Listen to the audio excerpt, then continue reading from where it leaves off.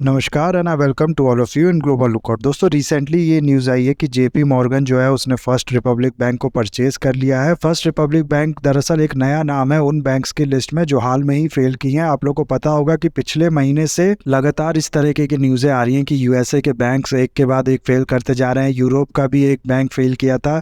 USA का तो जैसे मैंने पहले भी वीडियो बनाई है, सिर्फ 5 दिन में 3 छोटे और बड़े बैंक जो थे वो फेल कर गए थे, जिसमें से सिल्वर गेट बैंक और सिग्नेचर बैंक जो था उसका जो फेल करने का कारण था, उसमें जो इशू आई थी उसका कारण था कि इनका जो एक्सपोजर था क्रिप्टो मार्केट में ज़्यादा था और इस वजह से उस मार्केट में जो टर्बुलेंस थी उसकी वजह से ये फेल कर गए। और इसके अलावा जो सिलिकॉन वैली बैंक था, इसमें बैंक रन बहुत ज़्यादा देखने को मिला था। बैंक रन होता है जब लोग जिनका पैसा बैंक में पड़ा होता है उनको ट्रस्ट नहीं रहता बैंक से और वो पैसा अपना लगातार निकालने लगते हैं, तो उसको बैंक रन कहा जाता है। सडनली इसमें बैंक रन आया जिसकी वजह से ये जो भी इसने इन्वेस्टमेंट कर रखा था डिपॉजिटर के पैसे का इस्तेमाल करके, वो सब बेच के इसको वापस करना पड़ा। वो भी ये नहीं कर पाया जिसकी वजह से ये बैंक भी फेल कर गया। उसके बाद फिर न्यूज़ आई थी क्रेडिट स्विस बैंक की, जो कि एक स्विस बैंक है, उसके साथ भी कुछ ऐसा ही हुआ था। और ये जो सिचुएशन है ये सिर्फ यूएसए या फिर स्विट्जरलैंड के बैंक में नहीं बल्कि दुनिया भर के जो बैंकिंग सेक्टर में है उसमें हम लोग देख रहे हैं कि काफ़ी ज़्यादा प्रेशर बना हुआ है। इसीलिए फ्यूचर में और भी इस तरीके के एक्सपेक्टेशन लगाए जा रहे हैं कि ये जो बैंक फॉल्स है ये फ्यूचर में और भी हो सकता है देखने को मिले।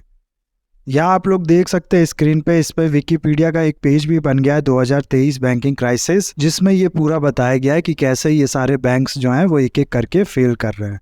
यही क्राइसिस एक बड़ा कारण है कि हाल में ही आईएमएफ जो है उसने ग्लोबल ग्रोथ का जो रेट है उसको कम किया, उसको डाउनग्रेड किया। और इंडिया में भी अगर आप लोग देखोगे ना तो हाल में ही मॉनेटरी पॉलिसी कमेटी जो है जो रेपो रेट डिसाइड करती है, उसने इस बार डिसीजन लिया है 11 अप्रैल को जो मीटिंग हुई थी कि ये लोग जो रेपो रेट है उसको अभी नहीं बढ़ाएंगे, जबकि सब एक्सपेक्ट कर रहे थे कि 25 बेसिस पॉइंट का और ये इंक्रीज देखने को मिल सकता है, जो कि नहीं हुआ। तो दुनिया भर के बैंक्स में ये जो इशू है ये बना हुआ है। दुनिया भर के बैंकिंग सेक्टर जो है वो अंडर प्रेशर है और इस वीडियो में हम लोग देखने वाले हैं कि ये जो बैंकिंग फेलियर है फर्स्ट रिपब्लिक बैंक का, ये इसका क्या कारण है। बाकी दो और क्रेडिट स्विस के लिए तो मैं ऑलरेडी एक वीडियो बना भी चुका हूँ पहले। इस वीडियो में हम लोग फर्स्ट रिपब्लिक बैंक के बारे में देखेंगे। उसके अलावा ये जो सारे बैंक फेलियर्स है इसका इंडिया पे क्या असर पड़ सकता है, ये सब इस वीडियो में देखेंगे। इसके अलावा बहुत कुछ आप लोग को जानने को मिलेगा इस वीडियो में, बस आपको एंड तक बने रहना है। और अगर वीडियो अच्छा लगे तो लाइक, कमेंट, शेयर, सब्सक्राइब जरूर करना। सबसे पहले तो आप लोग को बता दूं कि फर्स्ट रिपब्लिक बैंक जो है वो 16th लार्जेस्ट बैंक था यूएसए का लास्ट ईयर दिसंबर तक, यानी दिसंबर 2022 तक। और ये एक रीजनल बैंक था, यानी कि सैन फ्रांसिस्को वाला जो एरिया है उसके आसपास ये सर्व करता था। पूरे नेशनल लेवल पे ये बैंक नहीं था, उतना बड़ा बैंक नहीं था कि पूरे नेशनल लेवल पे ये सर्व करता। थोड़ा इसके बिजनेस मॉडल के बारे में अब जानना जरूरी है। ये क्या करता था कि इसके जो मेन कस्टमर थे वो थे हाई नेट वर्थ इंडिविजुअल, यानी कि मिडिल क्लास या फिर अपर मिडिल क्लास, इन सबको ये सर्व नहीं करता था, बल्कि हाई नेट इंडिविजुअल जो होते हैं, बहुत ज़्यादा जो बिलियनियर्स मिलियनियर्स होते हैं, उनको ये सर्व करता था। 1985 में इसको इस्टेब्लिश किया गया था, यानी कि 38 साल इसको हो चुके हैं अब तक। और जैसा कि मैंने आप लोग को बताया कि 2022 तक ये 16वां सबसे बड़ा बैंक हुआ करता था यूएसए का। अब होता क्या है कि बैंकिंग सेक्टर जो पूरा होता है, बैंकिंग का जो पूरा बिजनेस ही होता है, ये डिपेंड करता है ट्रस्ट पे। आप अगर किसी से कहो कि तुम अपना पैसा मेरे पास रख दो, जब तुमको जरूरत हो तब मेरे से ले लेना, तो कोई ऐसा देगा आप लोग को पैसा? नहीं देगा। क्यों नहीं देगा? क्योंकि उसको ट्रस्ट नहीं है आप पे। वो कहेगा आप पैसा लेके भाग गए तो क्या होगा, ये वो। जबकि बैंक्स जो होते हैं उन पे लोग ट्रस्ट करके ये पैसा देते हैं। तो सब कुछ कहने का मतलब जो है वो ट्रस्ट पे डिपेंड करता है। लेकिन जब सिलिकॉन वैली बैंक या फिर सिग्नेचर बैंक की जब न्यूज आई यूएसए में, तो सारे यूएसए के बैंक्स जो हैं उन पे लोगों का ट्रस्ट धीरे धीरे कम होने लगा। पूरा बैंकिंग सेक्टर ही हम लोग ने देखा कि जो इन्वेस्टर्स थे, जो डिपॉजिटर्स थे, उन सबका ट्रस्ट इसमें से कम होने लगा। इसीलिए फर्स्ट रिपब्लिक बैंक जो है उसके जो कस्टमर थे वो भी अपना पैसा बैंक से निकालने लगे। अब यूएसए में क्या है, इंडिया में देखो क्या होता है, जैसे कि 5 लाख तक जो भी आपका डिपॉजिट होता है वो इंश्योर्ड होता है, यानी कि उतना पैसा आप लोग को मिल ही जाएगा, भले आपका जो बैंक है वो डूब जाता है, पूरी तरीके से बंद हो जाता है उसके बाद भी।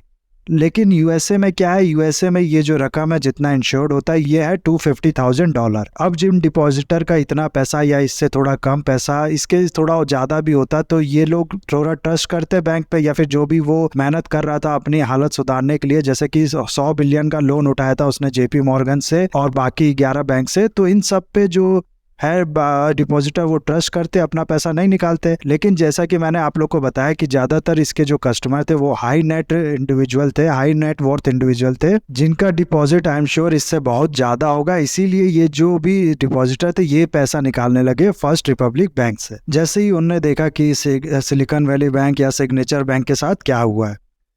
हाल में इस बैंक ने जो क्वार्टर रिपोर्ट होती है अपनी वो पब्लिश की है। आप लोग को पता होगा कि हर क्वार्टर में इंडिया में भी, चाहे यूएसए में भी, चाहे दूसरे कंट्रीज में भी, जो क्वार्टरली रिपोर्ट है कंपनीज वो अपनी पब्लिश करती हैं, ताकि उस कंट्रीज के जो भी इन्वेस्टर्स हैं उनके पास सारी डिटेल हो कि कंपनी की क्या कंडीशन है।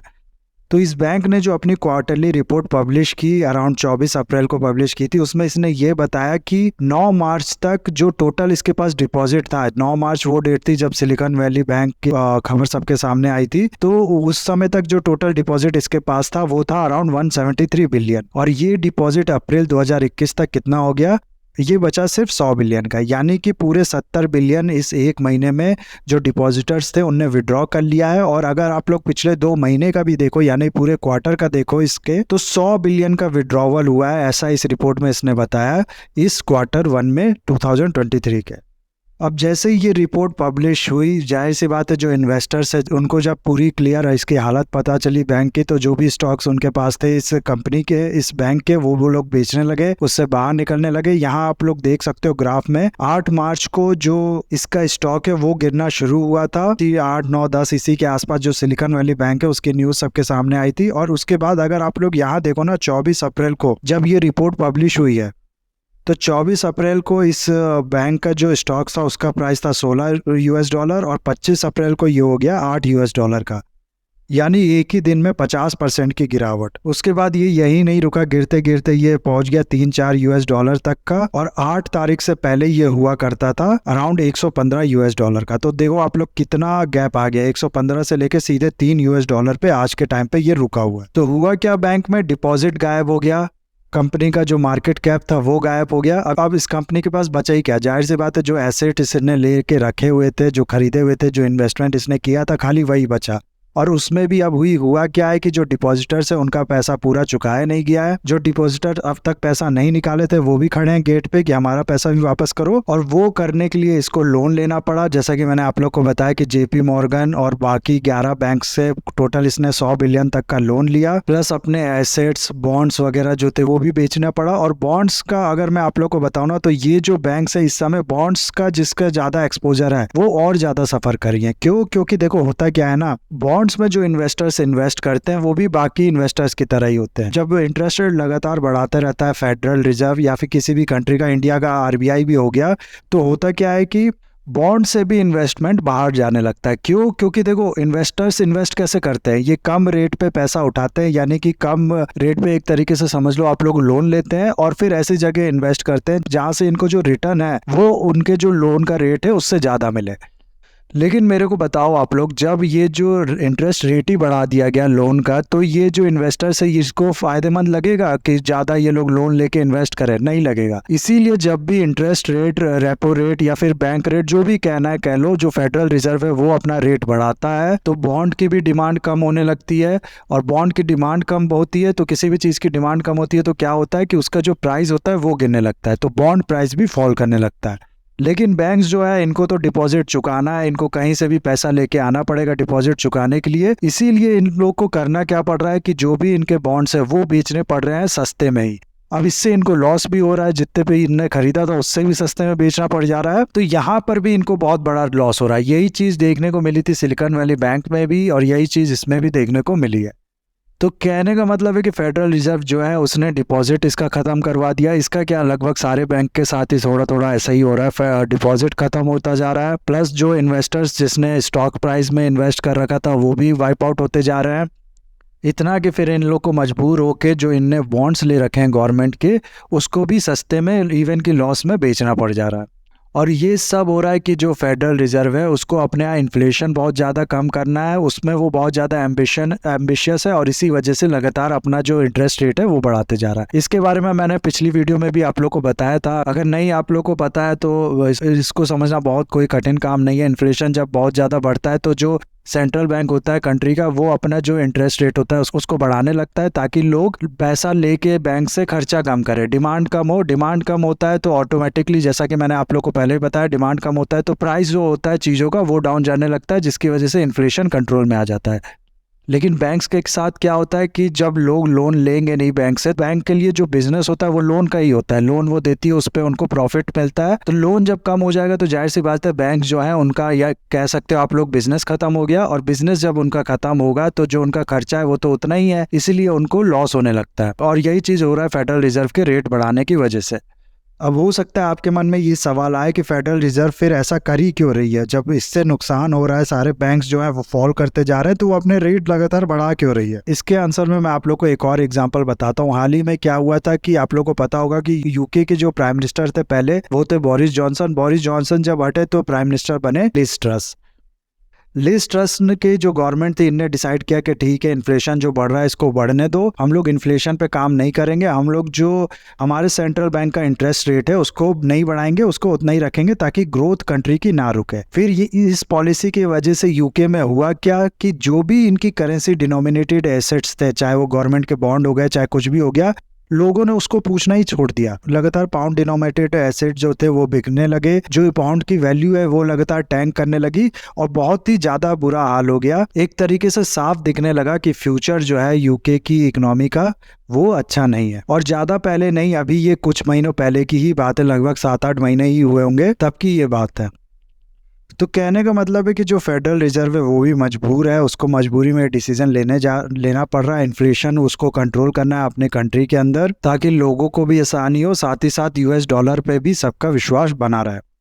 ना अब अगला सवाल यहाँ पर ये आता है कि इन सब का, ये जो बैंक्स की हालत है इस तरीके की, लगातार एक के बाद एक बैंक्स गिरते जा रहे हैं, इसका इंडिया पे क्या असर पड़ सकता है। ये देखो, इसमें मैं आप लोग को बताऊं तो सबसे पहले तो ये समझ लो आप लोग कि जितने भी आप आर्टिकल देखोगे ना, उसमें कहीं में लिखा आप लोग को मिलेगा कि इंडिया पे इसका इम्पैक्ट नहीं पड़ेगा, कहीं पर इसका लिखा होगा कि इस पे इम्पैक्ट बहुत मिनिमम पड़ेगा, कहीं पर लिखा होगा कि इससे इंडिया को सीखना चाहिए, इंडिया के लिए भी प्रॉब्लम हो सकती है। तो ये सब चीज जो है ना, ये बात है फ्यूचर की, और फ्यूचर जो है वो बहुत ही ज्यादा अनप्रेडिक्टेबल है। तो ये सवाल के बजाय कि इंडिया पे असर पड़ेगा कि नहीं, ये सवाल ज़्यादा बेटर है कि इंडिया को कैसे कैसे ये इम्पैक्ट कर सकता है, यानी कि कैसे कैसे इंडिया पे असर पड़ सकता है इसकी वजह से।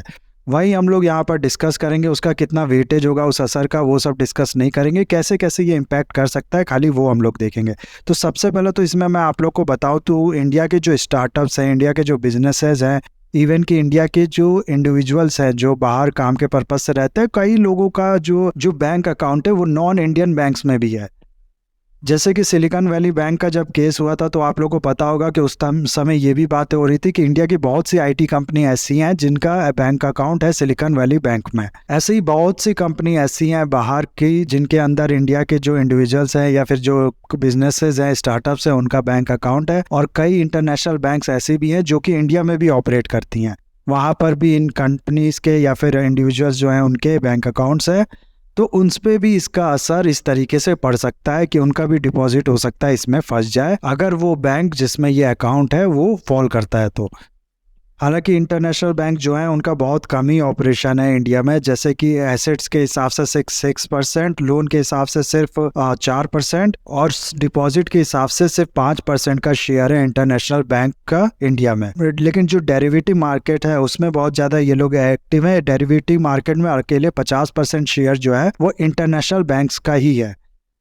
तो यहाँ थोड़ा इससे इशू है। इसके अलावा अगर आप लोग बात करो तो जैसा कि मैंने आप लोग को बताया कि दुनिया भर के जो बैंक्स हैं, जो बैंकिंग सेक्टर है हर कंट्री का, उस पर इसका असर देखने को मिल सकता है। जो लोगों का सेंटिमेंट है बैंकिंग सेक्टर से, जो इन्वेस्टर्स हैं उनका ट्रस्ट बैंकिंग सेक्टर से थोड़ा कम हो सकता है, और उसकी वजह से जो बैंकिंग सेक्टर है, जो बैंकिंग इंडिसेस हैं हर कंट्री के, उसमें थोड़ा डाउन देखने को मिल सकता है, राइट।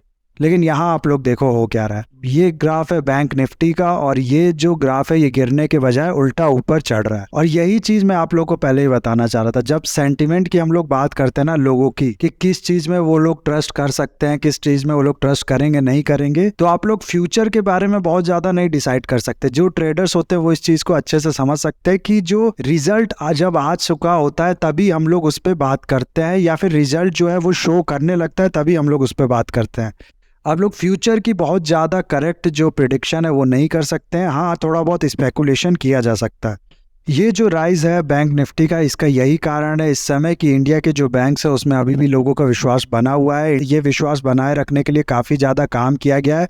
हर दूसरे तीसरे दिन आप लोग देखोगे तो इस तरीके की स्टेटमेंट जो है वो गवर्नमेंट के किसी हाई ऑफिशियल्स की तरफ से या फिर किसी लीडर की तरफ से आ रही है कि इंडिया के जो बैंक्स है वो बहुत ज़्यादा स्टेबल हैं, उसमें कोई बहुत ज़्यादा खतरा नहीं है। साथ ही साथ इकोनॉमी इंडिया की स्टेबल है। उसके अलावा एनपीए भी पहले के हिसाब से बहुत कम हुए हैं।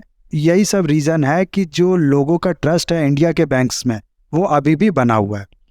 लेकिन फिर भी हम लोग ये स्पेकुलेट कर सकते हैं कि अगर ये जो बैंक फॉल है ये और देखने को मिला, हर कंट्री में भी बैंक इसी तरीके से फॉल करने लगे, तो ये भी जो बैंक निफ्टी है इसका भी ग्राफ नीचे जा सकता है फ्यूचर में।